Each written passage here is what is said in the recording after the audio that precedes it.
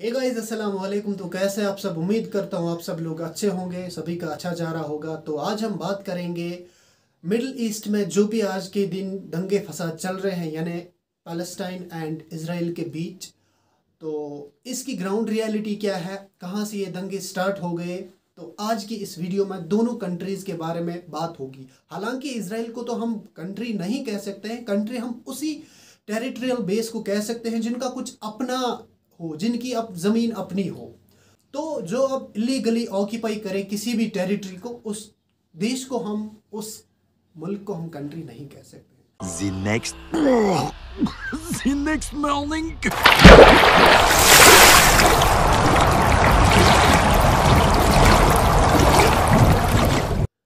इस टाइम पे middle east के पैलेस्टाइन एंड इसराइल में हालात बहुत ज़्यादा ख़राब चल रहे हैं। लोगों की जानें जा रही हैं, बच्चे मर रहे हैं, in fact hundreds of rockets fire किए जा रहे हैं। मसला इतना कंट्रोवर्शियल हो गया है कि बाकी दुनिया के लोग दो हिस्सों में बंट चुके हैं। बात अगर हम इंडिया की करें तो वहाँ पे ट्विटर पे दो ट्रेंड्स चल रही है। पहली ट्रेंड चल रही है इंडिया स्टैंड्स विद पैलेस्टाइन, दूसरी ट्रेंड चल रही है इंडिया स्टैंड्स विद इसराइल। हालांकि इंडिया के कुछ ऐसे भी लोग हैं जो सीधा ट्विटर हैंडल से इंस्टाग्राम अकाउंट्स पे आ गए थे और यहाँ पे पोल्यूशन फैलाना स्टार्ट कर दिया है, क्योंकि उनको शायद अभी पेट नहीं भरा है।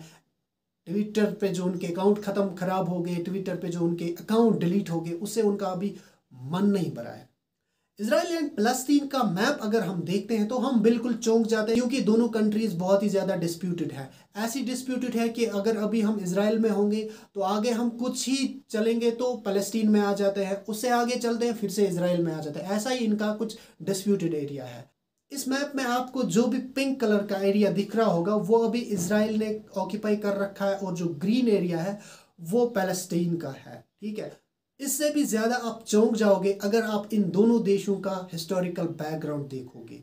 1948 तक जो ये कंट्री थी वो पैलेस्टाइन के नाम से जानी जाती थी, और इसराइल का कोई कंसेप्ट नहीं था, इसराइल का कोई वजूद नहीं था तब तक। इसराइल यानी आज की डेट में जहाँ पे ज्यूज़ की पॉपुलेशन बहुत ज़्यादा है, तब ये पैलेस्टाइन में इनकी पॉपुलेशन बहुत ज़्यादा कम थी। ठीक है, जैसे अगर हम बात करेंगे कश्मीर की, यहाँ कश्मीर में ज़्यादा पॉपुलेशन मुस्लिम्स की है और कम पॉपुलेशन बाकी रिलीजन्स है, यानी सिख रिलीजन और हिंदू रिलीजन की जो पॉपुलेशन वो बहुत ज़्यादा कम है एज कम्पेयर टू मुस्लिम्स। वैसा ही उस टाइम पे 1948 तक पैलेस्टाइन में था। तो उसके बाद जब पार्टीशन हो गया तो इसराइल ने इलीगली ऑक्यूपाई करना स्टार्ट किया पैलेस्टीन की लैंड को। दोनों देशों का जो मैप है, इसके बीचों बीच एक सिटी है जिसका नाम जेरूसलम है। ये सिटी दोनों देशों के लिए बहुत ही इंपॉर्टेंट एंड होली सिटी मानी जाती है। मुस्लिम्स के लिए अगर देखा जाए, मस्जिद अल अक्सा जो मुसलमानों की सबसे बड़ी मस्जिद है, वो अभी जेरूसलम में लोकेट है। इस हिसाब से मुसलमानों के लिए ये होली प्लेस बन जाती है। इस जेरूसलम सिटी का जो ईस्ट साइड है वो पैलेस्टीन के हक में है, और जो वेस्ट साइड है वो इसराइल ने ऑक्यूपाई कर रखा है इलीगली। और इसराइल का ये मानना है कि ये सिटी पूरी हमारी है और हमारी रहनी चाहिए। वैसे ही पैलेस्टीन भी कहता है कि ये सिटी हमारी है। हम अगर इंटरनेशनल लॉ के हिसाब से देखते हैं तो इंटरनेशनल लॉ भी यही कहता है कि जो पूरी जेरूसलम सिटी है वो पैलेस्टाइन की है। पिछले कुछ ईयर्स से ईस्ट जेरूसलम में पैलेस्टीनियन फैमिलीज़ को एविक्शन फेस करना पड़ा है। मतलब इजरायली गवर्नमेंट ने बहुत सारी पैलेस्टीनियन फैमिलीज़ को घरों से निकाल दिया है। बहुत शर्म की बात है और इनजस्टिस की बात है। हालांकि मेरे हिसाब से तो इनजस्टिस वर्ड बहुत बहुत छोटा है इस चीज़ को लेके। दूसरी तरफ से अगर हम बात करेंगे गाजा स्ट्रिप की, वहाँ पे ऑक्यूपेशन हमास का है। यहाँ तक कि पैलेस्टीनियन पीएम, पैलेस्टीनियन गवर्नमेंट का भी वहाँ पे कोई कंट्रोल नहीं है। अब हम देखेंगे ये हमास क्या है। कुछ कंट्रीज़ का मानना है, लाइक यूएसए, इसराइल, जापान जैसी कंट्रीज़ हैं, उनका मानना है कि हमास एक टेररिस्ट ग्रुप है। हाँ, वैसी बात है, हम इनसे और कुछ एक्सपेक्ट कर नहीं सकते हैं। हो सकता है इनके हिसाब से कुछ भी हो सकता है, but on the other hand some countries like Iran, China, तुर्की, Russia don't treat Hamas as a terrorist group. Instead, they treat it as a militant nationalist group. Hamas actual में एक Palestinian Sunni Islamic religious nationalist and militant organisation है जिनका focus ज़्यादा social service पे भी जाता है। तो ये था कुछ हिस्टोरिकल बैकग्राउंड दोनों कंट्रीज़ का और कैसे इलीगली ऑक्यूपाई किया है इसराइल ने इस पैलेस्टीन पे। तो अब हम आगे देखेंगे कि करंट इशू जो दंगे हो रहे हैं दोनों कंट्रीज़ में, उनका रीज़न क्या है, वो स्टार्ट कहाँ से हो गई है, कौन रेस्पॉन्सिबल है दंगों के लिए। हम ऐसा कह सकते हैं कि जो करंट सिनेरियो अभी दोनों देशों में चल रहा है, जो दंगे फसाद चल रहे हैं, वो शेख जर्रा के मुद्दे से स्टार्ट हो गया।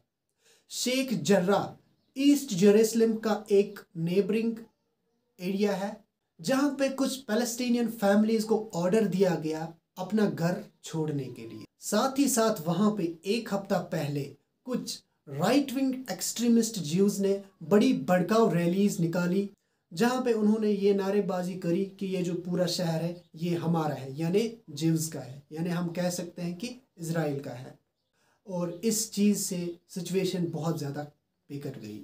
7 मई की बात है, इन्हीं इविक्शंस के अगेंस्ट पैलेस्टीनियन लोग प्रोटेस्ट कर रहे थे, जो कि बाद में स्टोन पेल्टिंग में कन्वर्ट हो गया और वहाँ पे बहुत सारे लोगों की इंजरीज भी हो गई। उसके बाद 10 मई क्या हो जाता है, इजरायली पुलिस मस्जिद अल अक्सा में घुसती है और वहाँ पे मुस्लिम्स जो प्रे कर रहे थे, जो मुस्लिम्स नमाज पढ़ रहे थे, उन पे रबर बुलेट्स फायर किए और स्टैंड ग्रेनेड्स फायर किए। सवाल यहाँ पे उठता है कि ऐसा उन्होंने क्यों किया, यानी जो इजरायली पुलिस है वो क्यों घुस गई मस्जिद अल अक्सा में और वहाँ पे मुस्लिम्स के साथ फायरिंग करी। इजरायली पुलिस का कहना है कि हमें पहले से इंफॉर्मेशन थी कि मस्जिद अल अक्सा में कुछ मुस्लिम्स बैठे हुए थे पत्थर लेके, स्टोन्स लेके, जो वो राइट विंग एक्सट्रीमिस्ट ज्यूज पे फेंकने वाले थे, जिनकी रैली वहाँ से गुजरने वाली थी।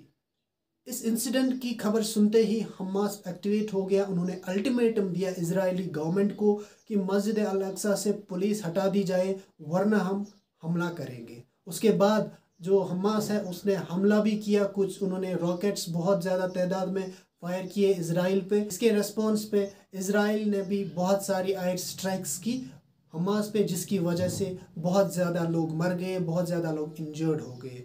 अफसोस है कि जो भी लोग मर रहे हैं वो इंसान ही मर रहे हैं। हालांकि ज़्यादा लोग अभी पैलेस्टाइन के गाज़ा के ही मर रहे हैं, इजराइल के लोग ज़्यादा नहीं मर रहे हैं क्योंकि उनका जो डिफेंस सिस्टम है वो बहुत ज़्यादा स्ट्रॉन्ग है। ये भी सवाल पैदा होता है कि इन दोनों देशों में गलती किसकी है। बट इंटरनेशनल ऑब्जर्वर्स का क्या कहना है? इंटरनेशनल ऑब्जर्वर्स का हम नटशल में आपको बता देंगे कि इंटरनेशनल ऑब्जर्वर्स जो हैं उन्होंने सीधा टारगेट किया है इजराइल पे। उन्होंने कहा है कि जो भी इजराइल अभी ऑक्यूपेशन कर रहा है वो इलीगल है, वो डिस्क्रिमिनेशन है किसके साथ? पैलेस्टाइन के साथ। अगर वायलेंस का रेस्पॉन्स वायलेंस से ही होगा तो इससे हालात सुधर नहीं जाते हैं बट बिगड़ सकते हैं। जैसा कि गांधी जी ने कहा था, an eye for an eye makes the whole world blind. अभी तक सोर्सेज एंड सिचुएशन के अकॉर्डिंग 60 से ज़्यादा लोग मारे गए हैं, जिनमें ऑलमोस्ट 20 बच्चे थे। लेकिन अभी जो अटैक्स हो रहे हैं, जो अभी हालात ख़राब हैं, वो अभी गाज़ा स्ट्रिप में है।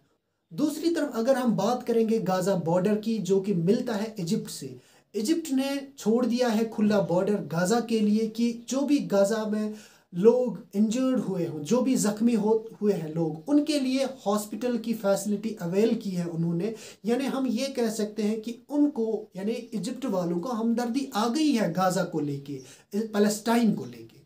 और आज ही एक सोर्स से न्यूज़ आ गई है कि सीरिया ने भी अटैक किया है इजराइल पे, और साथ ही साथ लेबनान एक दूसरी कंट्री है, वो भी अटैक करने वाली है शायद बहुत ही जल्द इजराइल पे। दोनों कंट्रीज में एक्सट्रीमिज्म बहुत ही ज़्यादा है। इजराइल पैलेस्टीनियन मुस्लिम्स को टेररिस्ट्स कहता है। एट द सेम टाइम कुछ इजरायली लोग ऐसे भी हैं जो मतलब इजरायली गवर्नमेंट के फेवर में नहीं है। इनफैक्ट पास्ट में कुछ ऐसे इजरायली पॉलिटिशियंस आए हैं जिन्होंने पीस एंड हार्मनी मेंटेन करने की कोशिश की, बट अनफॉर्चुनेटली क्या हुआ कि उनको असैसिनेट किया गया इन एक्सट्रीमिस्ट राइट विंग ज्यूज के द्वारा। इतना ही नहीं, मिडिल ईस्ट में अभी और एक भी इशू बॉयल पे है फिर से, जो कि 2020 में भी हो गया था और आज फिर से बॉयल पे है। फ्रांस ने अज़रबैजान को वार्न किया है कि आर्मीनिया से वैकेट करे, आर्मीनिया से दूर हो जाए। तो उसका वीडियो भी शायद हम लेके आएंगे अगर कुछ हुआ। तब तक के लिए हमारा चैनल सब्सक्राइब करना है अगर चैनल पे नए आते हो तो, ताकि हमें थोड़ा सा मोटिवेशन मिल जाता है, उससे हम ज़्यादा अच्छा इंटरेस्टिंग कंटेंट आपके सामने लाते हैं। हम कंटेंट पे बहुत ज़्यादा मेहनत करते हैं, लेकिन आपका मोटिवेशन होना चाहिए, आपका सपोर्ट होना चाहिए। इसके सिवा मैं आपको ये कहना चाहता हूँ कि वीडियो को शेयर कीजिए अपने दोस्तों के साथ। एंड वीडियो में अगर कहीं पे भी कुछ कमी रह गई हो तो कमेंट सेक्शन या इंस्टाग्राम हैंडल पे मुझे मैसेज कर सकते हो, ताकि हम अगली वीडियोस में इम्प्रूवमेंट ला सकें। और अपना ख्याल रखना है। Thank you. अच्छा तरीका है, मैं मानता हूं। खत्म। Bye bye, tata, good bye, गया।